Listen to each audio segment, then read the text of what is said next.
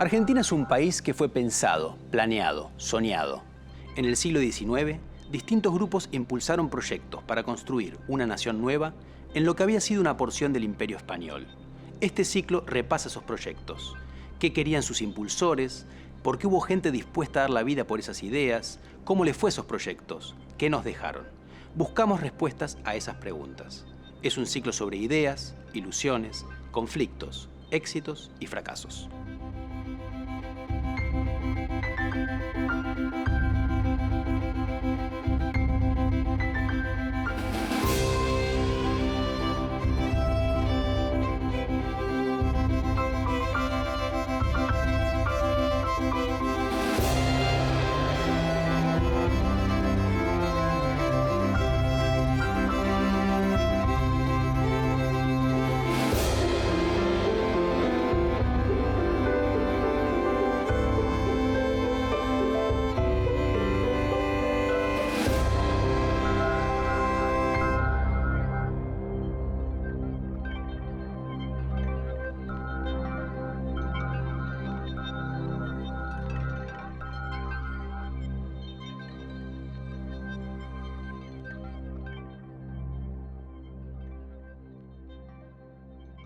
El unitarismo fue un movimiento muy importante de la cultura política argentina del siglo XIX. Junto con el federalismo, su antagonista, todavía hoy parecen ayudarnos a definir quiénes somos y quiénes no queremos ser. Este programa explica el proyecto político de los unitarios, su fracaso y su legado.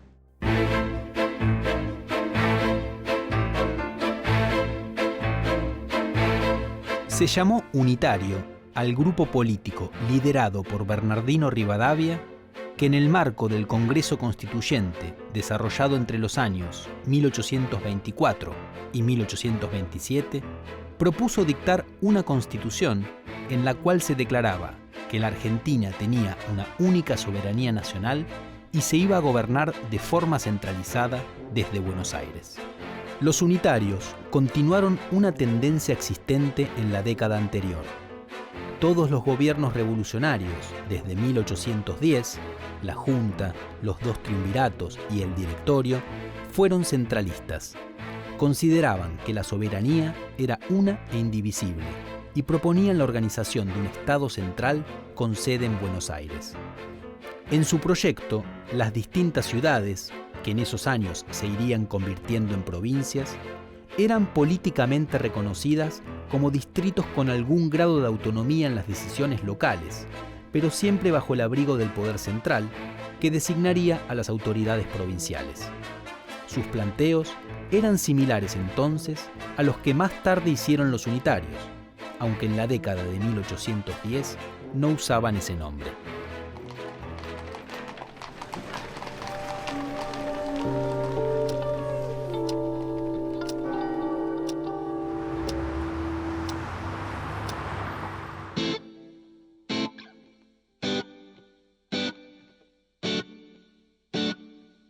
El Partido Unitario del Congreso de 1824 tenía un antecedente directo en el grupo que había gobernado la provincia de Buenos Aires a partir de octubre de 1820. Mientras Martín Rodríguez fue el gobernador, sus ministros de Hacienda, Manuel García, y de Gobierno, Bernardino Rivadavia, se transformaron en las figuras descollantes. Su primer objetivo era restablecer el orden interno en la provincia, renunciando a intervenir fuera de ella. Esta estrategia fue apoyada por los sectores económicamente dominantes, quienes interpretaron que de este modo los recursos aduaneros ya no serían compartidos con otras provincias, sino que directamente serían invertidos en mejoras para Buenos Aires. A partir del 2021 en Buenos Aires hay una especie de gobierno de coalición de casi todas las facciones políticas y sobre todo de los grupos sociales dominantes. En ese gobierno, que es el gobierno de Martín Rodríguez, Rivadavia es un ministro con mucha importancia y mucha influencia, pero no es un gobierno, un gobierno que podemos llamar todavía unitario. El plan es de 1820-21, que no es de Rivadavia, insisto, ni de los unitarios, sino es crear un Estado de Buenos Aires. un Estado manejable, un Estado que pueda realmente gobernar, aunque sea un territorio mucho menor. Ya no puede gobernar el virreinato, que se ha desintegrado, y tampoco pueden gobernar las Provincias Unidas, que también se han desintegrado. Entonces, constituir un Estado provincial con una base institucional nueva, formulando casi por completo el orden institucional anterior, y una economía nueva. Ahora, por primera vez en la historia de Buenos Aires, una economía centrada en la explotación ganadera de exportación.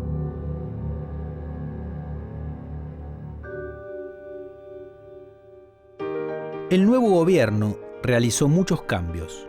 Sancionó una ley electoral que otorgaba el voto a todo hombre libre mayor de 21 años, eliminó los cabildos de Buenos Aires y Luján por considerarlos resabios del orden colonial, reforzó el poder de la legislatura, que elegía al gobernador, afirmó la libertad de prensa, fundó la Universidad de Buenos Aires, achicó el ejército y reformó a la iglesia, suprimiendo órdenes religiosas y traspasando sus bienes a manos del nuevo Estado provincial. Se incentivó la expansión ganadera, otorgando tierras fiscales casi gratuitamente a grandes productores. Se favoreció la inmigración y la llegada de colonos con el objetivo de que se convirtieran en los nuevos actores dinámicos de la economía. El gobierno ingresó también al mercado mundial de capitales y tomó un préstamo de la Baring Brothers, que originalmente fue contraído para construir un puerto en la zona de Ensenada. Al poco tiempo, ese préstamo terminaría siendo impagable.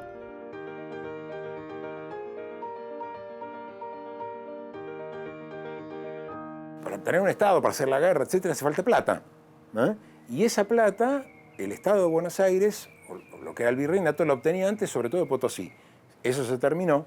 Y ahora lo que va a resolver el problema fiscal va a ser justamente la expansión ganadera, la exportación de bienes pecuarios y la importación de bienes europeos, sobre los cuales va a cobrar la aduana de Buenos Aires impuestos, que son los que van a sostener toda la estructura estatal de Buenos Aires. Así que el Estado tenía mucho para ganar. Lo que pasa en este periodo es que justamente hay una escasez enorme de capitales, porque la guerra se come de alguna manera el poco capital que hay disponible en la propia economía local. Entonces, obviamente hay una avidez por conseguir capitales, pero no hay una oferta de capitales a nivel internacional. Todavía no hay un desarrollo del sistema financiero de préstamos a nivel internacional, aunque aparece una pequeña luz justamente a inicio de la década del 20, donde hay algunos grandes capitales y bancos británicos que quieren aventurarse, quieren lanzarse a un plan muy fuerte de hacer inversiones justamente en América, y particularmente en Hispanoamérica, que está en pleno proceso, digamos, de expansión, no de expansión, sino de transformación económica, de independencia, y por lo tanto le permite, digamos, a Inglaterra intentar. Y resulta que cuando llega el empréstito, está empezando una guerra con el Imperio de Brasil, que dura entre 1825 y 1828, y finalmente la mayor parte de ese dinero se va a terminar usando mal para sostener ese esfuerzo de guerra con el Brasil, y va a generar una deuda que va a ser muy difícil de pagar, por otra parte.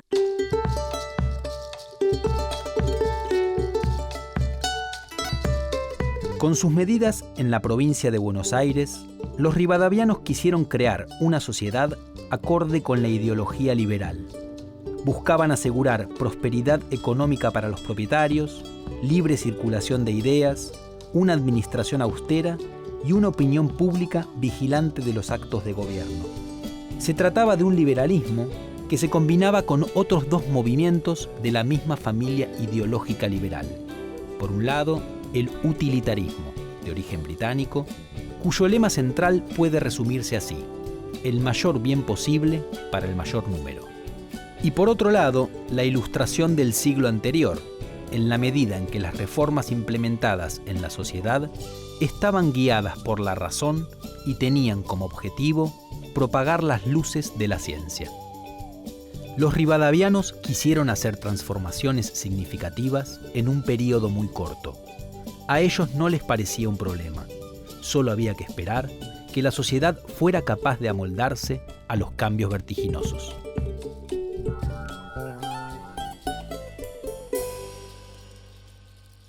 En la ciudad, lo que de alguna manera ellos intentan es fomentar distintos tipos de actividades culturales, esencialmente, que de alguna manera se distancien de aquellas actividades de la época virreinal.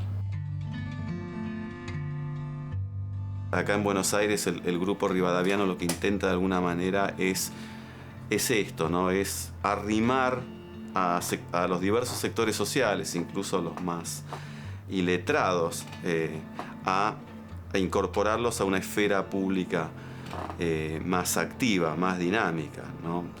En ese sentido se fomentaba la tradición de leer los diarios en los espacios públicos y hacer conocer algunas de estas cuestiones e ideas a gente analfabeta también.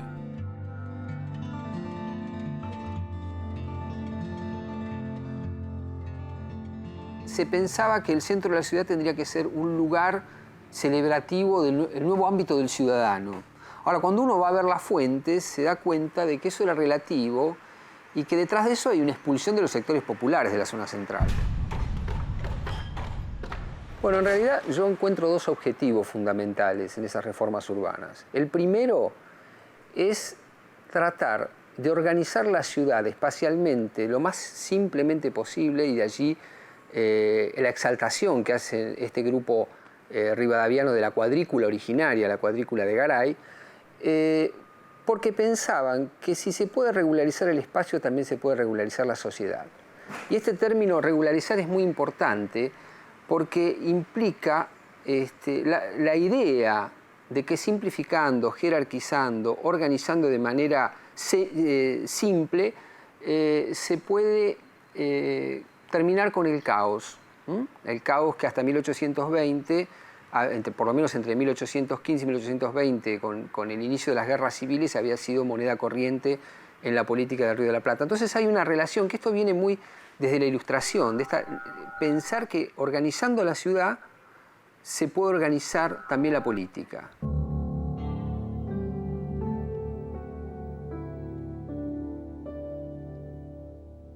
El proyecto rivadaviano es un proyecto que apunta a crear un Estado provincial lo más centralizado posible. Y las órdenes religiosas, con sus autonomías, son muy difíciles de reducir a esa idea. Entonces el proyecto rivadaviano pasa por crear una iglesia, hacer de las distintas instituciones, corporaciones religiosas coloniales, una iglesia, una institución centralizada, bajo la égida del Estado provincial, como si fuera una especie de segmento del Estado, una especie de ministerio eclesiástico del Estado provincial. Entonces, ¿qué hacen? Por un lado, tratan de reducir al máximo el lugar de las órdenes religiosas, franciscanos, dominicos, mercedarios, con varios proyectos, porque no hay en la élite de Buenos Aires una opinión única al respecto. Algunos quieren, por ejemplo, Rivadavia quiere terminar con todas las órdenes religiosas. Otros sectores de las élites dicen, bueno, no, reformémoslas, ¿no? Entonces, bueno, llegan a un acuerdo en la legislatura que pasa por reducirlas al máximo, poniendo condiciones que son muy difíciles de cumplir, tanto es así que solamente queda un convento en Buenos Aires, que es el de los franciscanos, todos los demás son eliminados, y poniendo el acento en el clero secular, el clero de la provincia, el clero del Estado, para formar una iglesia del Estado.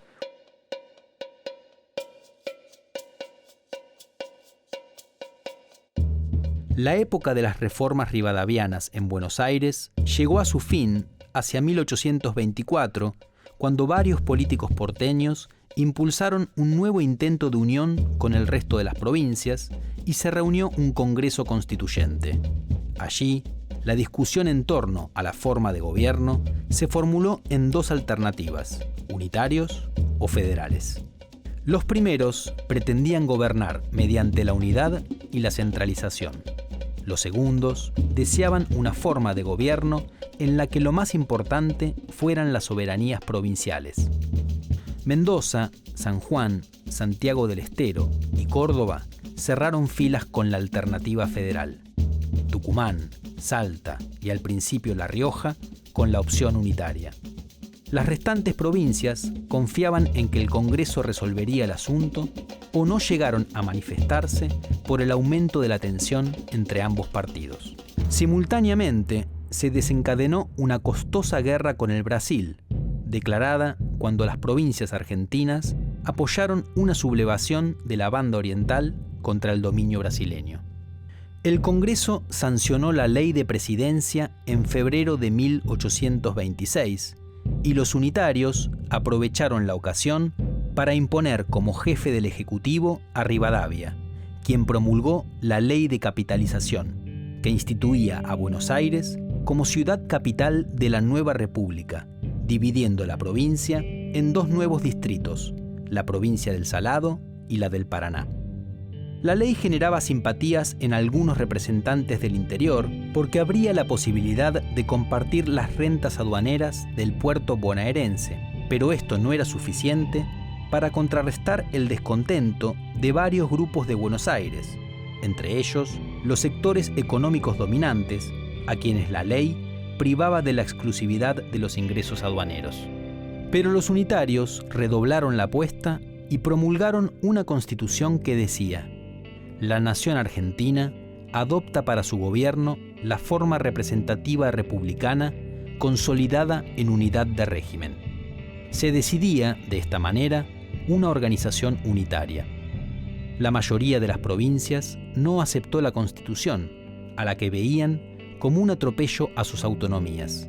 Además, estaban cansadas de la prepotencia de los unitarios, que si al principio consultaban los pasos a seguir, a medida que avanzaba el Congreso y se agudizaban las diferencias, empezaron a imponer su mayor cantidad de diputados para tomar todas las decisiones.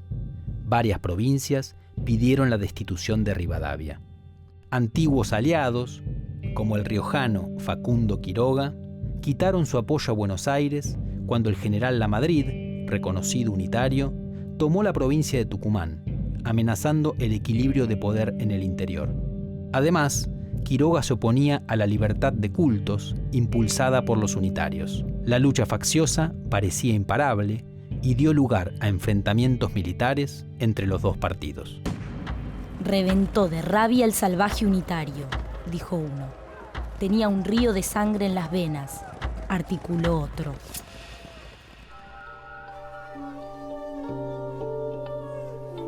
La división entre unitarios y federales con nombre propio aparece recién en el tercer Congreso Constituyente, esto es el que se reúne en Buenos Aires entre 1824 y 1827. Ahora, el hecho de que tomen nombre propio, porque los federales siempre se habían llamado federales, aunque dentro del federalismo hay tendencias confederales, de tipo federal, etcétera, etcétera, pero la tendencia llamada centralista adopta el nombre de unitarios justamente en este Congreso.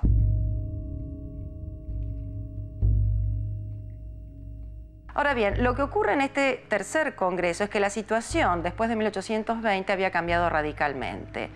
¿Por qué había cambiado radicalmente? Porque Buenos Aires ya no era capital de ningún orden unificado, porque estamos frente a estados provinciales autónomos que se reúnen justamente para negociar y pactar una unidad.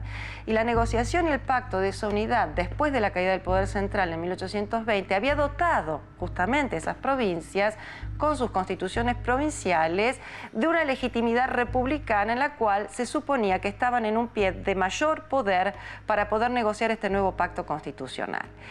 Y en ese marco la disputa nuevamente es por el autogobierno y autonomía de las provincias frente a un proceso de unidad republicana, y los federales están defendiendo justamente el poder adoptar una unidad que les respete ciertas atribuciones y facultades a las provincias, mientras que los unitarios tienden a buscar esa unidad en una república unificada e indivisible que le resta sin dudas ese margen de autonomía y autogobierno que los federales están reclamando.